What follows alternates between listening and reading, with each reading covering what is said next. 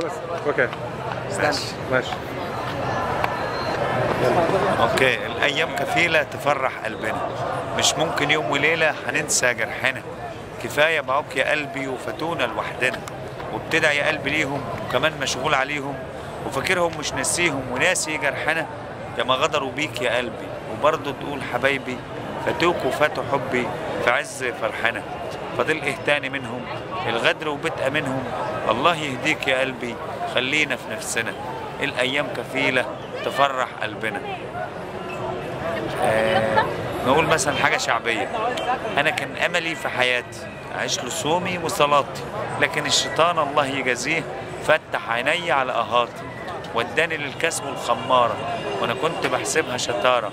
صبح الكاس والكوبايه في كل حته ويايا، ولا روحش قبل الفجر، والسهر للصبح ليلاتي، لحد ما ضاع المال مني ورفاق السوق بعده معني.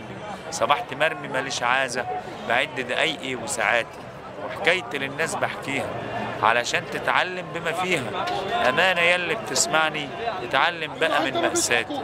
أنا كان أملي في حياتي أعيش لصومي وصلاتي. جميل جدا. ممكن تقدم نفسك؟